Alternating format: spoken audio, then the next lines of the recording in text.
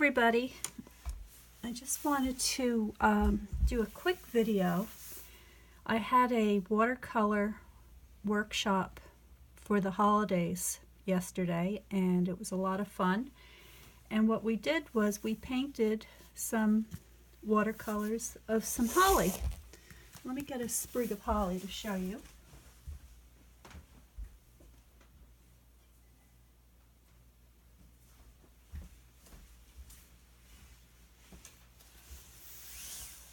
So this is what we worked from. And what I did then was, after we painted the holly, we turned it into a little ornament, like so. And then I showed the class how to make a card using that. So I'm going to go through the steps very quickly with you. So the first thing I want to do is create a template for the circle so we know how big we're going to be doing the watercolor. So I have this scrap of crumb cake cardstock. All of the materials that I'm using to do this are from Stampin' Up. So I'm just going to cut a 3-inch strip, and I'm going to cut this in half. Let's see how long it is. It's 8.5. 8.5. So 4.25. Okay.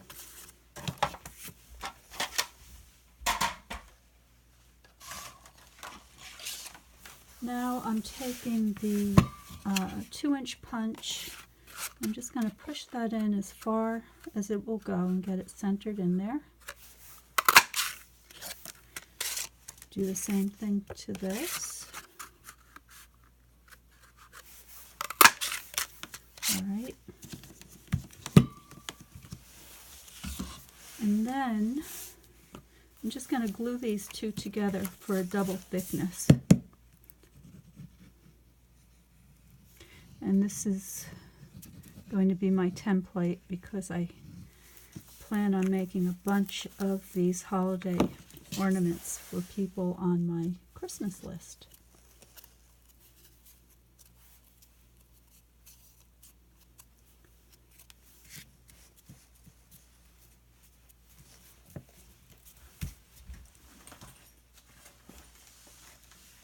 I'll get out my phone folder so I can give that a good press. There we go. And if you decide that you'd like to buy any of the supplies that I'm working with today, I'll have my information listed below so that you can find me, and I'll send you over to the Stampin' Up store. Alright, so now I'm just going to mark this so I remember for the future. This is the 2-inch circle for ornaments.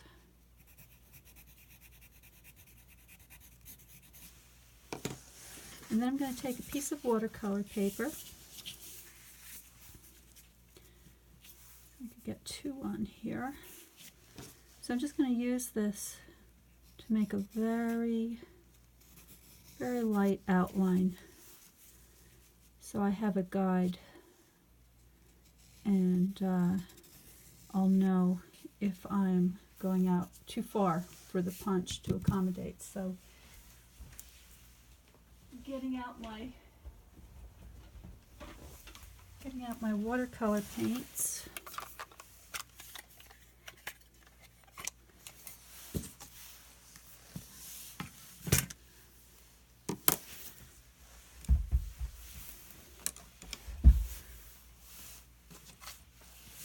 Make sure I'm on frame here.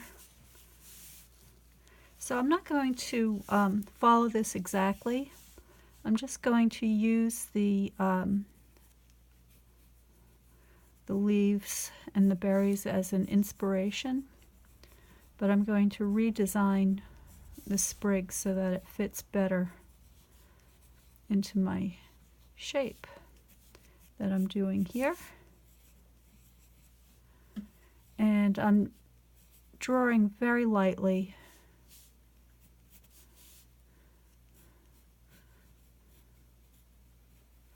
And not getting into a lot of details. I'm just getting the image situated on the page. So that's basically it. And this is not going to be a great big fancy botanical painting. This is going to be a quick little sketch. It doesn't have to be fancy. You may have a bunch of things already in your watercolor sketchbooks that you could recycle and do something like this with and make a really nice gift for somebody special for the holidays. So here we go. I'm just going to block in the leaves.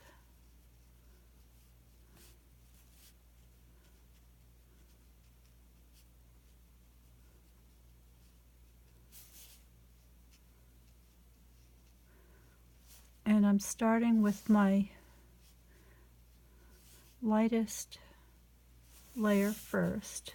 I'm going to build it up going from light to dark.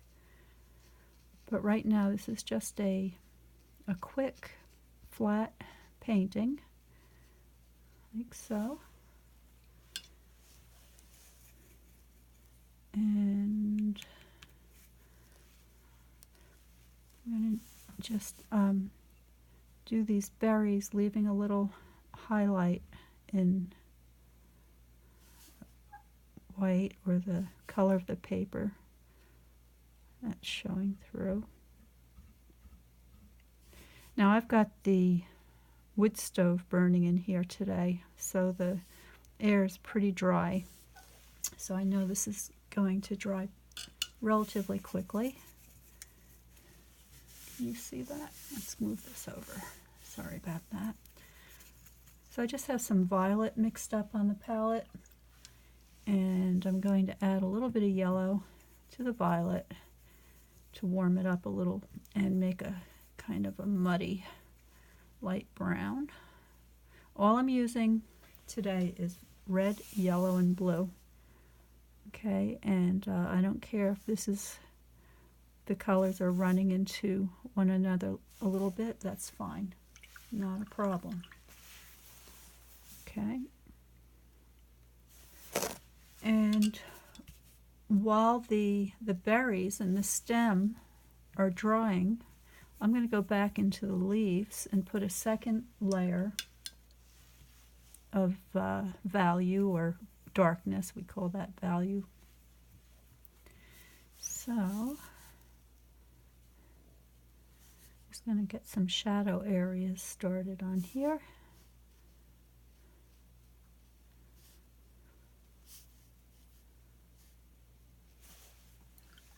Then I'm going to blend that in gently, like so.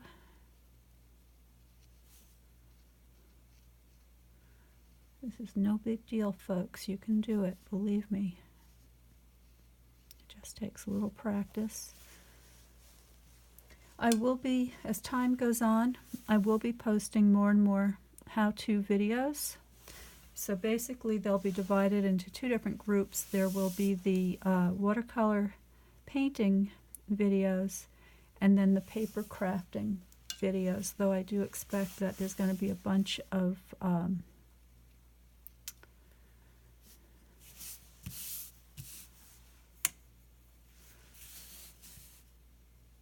sorry, I can't talk and paint at the same time. There'll be a bunch of crossover. So that's coming along nicely. I'm liking that pretty well. Now I'm going to get a more concentrated, darker mix for the red of the berries. And so the way I'm painting this, if the highlight is coming from this direction, that means the shadow is going to be on the opposite side. So I'm just going to put a couple of touches on the shadow side just to give the impression that that's the way the direction of light is.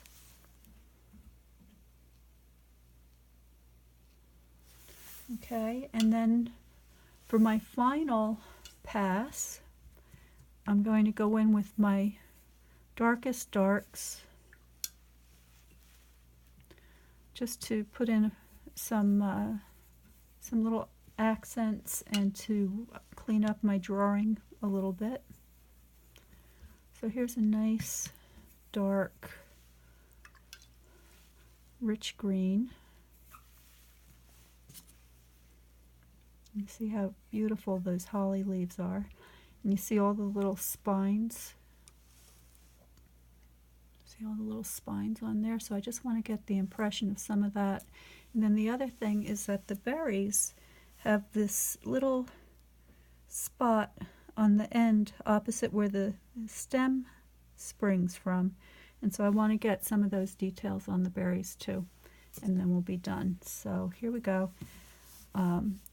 Just to go back in here, I want to just want to get some spikes on the pointy bits, like so.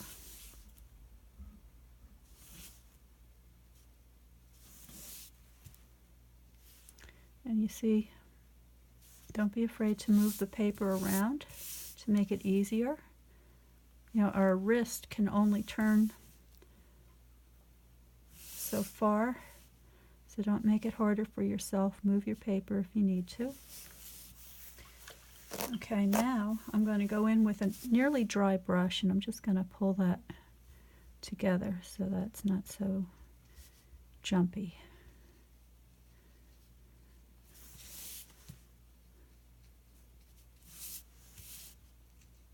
Attention to detail, folks. Not that you should get overly caught up in details. That would not be great. But, you know, take the time to really look at your specimen and understand what's happening so that you can capture the essence of it as quickly as possible. Okay, and I may go back at the very end once this is thoroughly dry and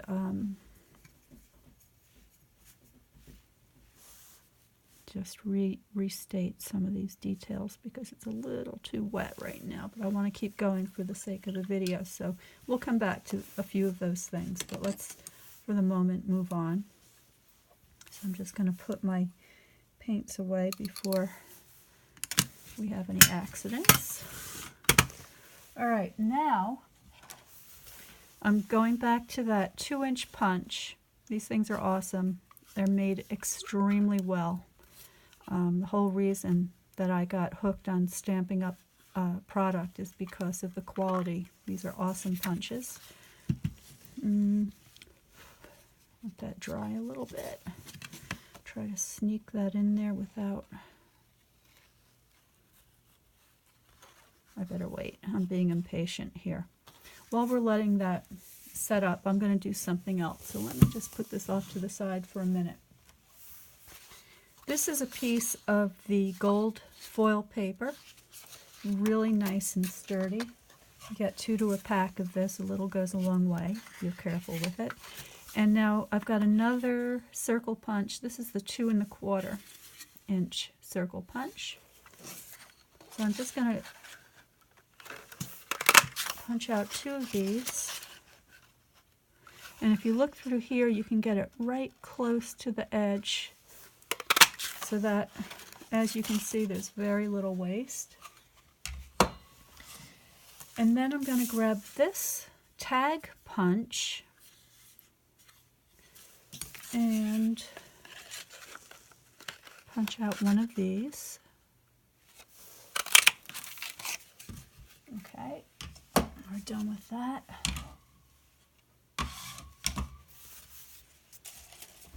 And finally,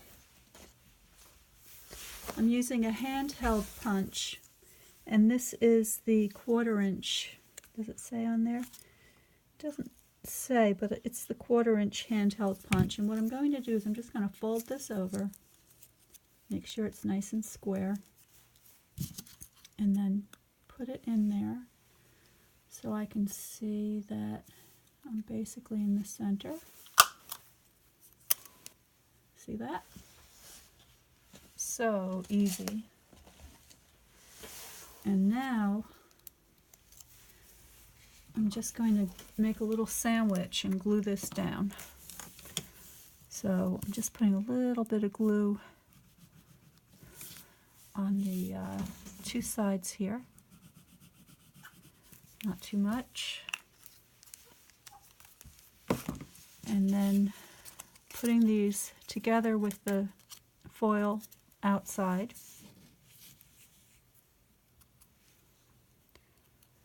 Get this closer so you can see. I'm just going to make a little sandwich like so. There we go. Got a little spot of glue there. So I'm just going to take a tissue, wipe that away. All right, check the other side. That looks great. Okay, so while that's drying, and that's just going to take a second to dry, I'm going to go back to my artwork, grab my 2-inch punch, pop that out,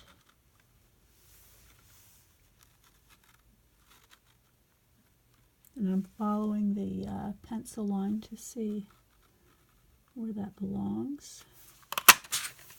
Okay. And now, with the glue again, I'm just going to apply some glue. And I'm not going right to the edge. I'm just staying about, I don't know, maybe 1/8 of an inch from the edge so that we don't have any spillover. And then I'm going to place this so that the highlights are towards the top.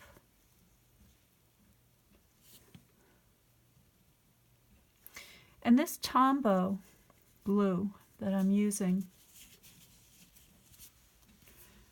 gives you a little bit of wiggle room to get that thing centered just the way you want it before you can't move it anymore.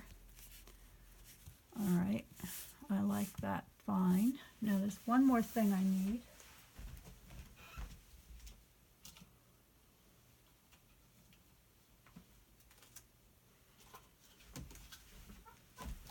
I'm just grabbing a little of this ribbon.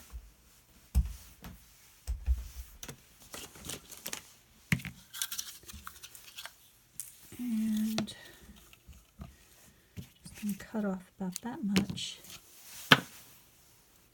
All right, just push that through. Oops. Get in there.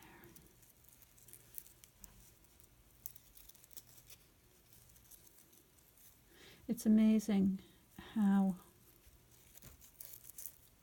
hard some of the easiest things to do can be when you've got the camera rolling.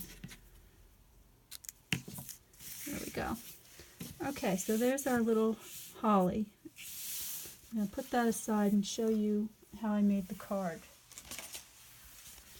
Now, I'm not going to show you how I cut everything because I think you all have plenty of experience cutting, but this is a vertical card. It's standard size. It is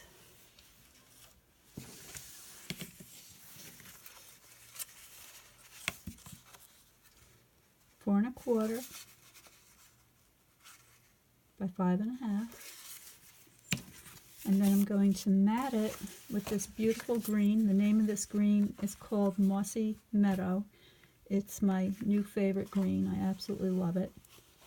I'm going to use this a lot, I can tell already. So this is 4 inches. by 5¼ and then I have a piece of designer series paper, and it has a beautiful image on both sides. I'm using this plaid, and this is from the Festive Farmhouse Suite, also Stampin' Up. And this piece is 3¾ by 5 inches.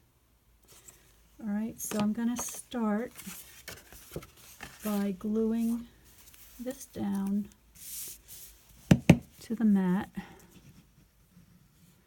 And same thing, I'm just going as close to the edge as I dare. And giving a little bit in the middle.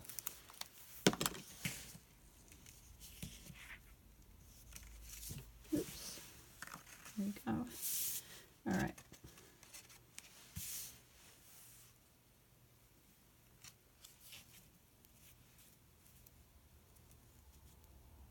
And just getting that so that the border is nice and even all the way around. Gorgeous. Okay, and then I'm going to show you how I made this greeting.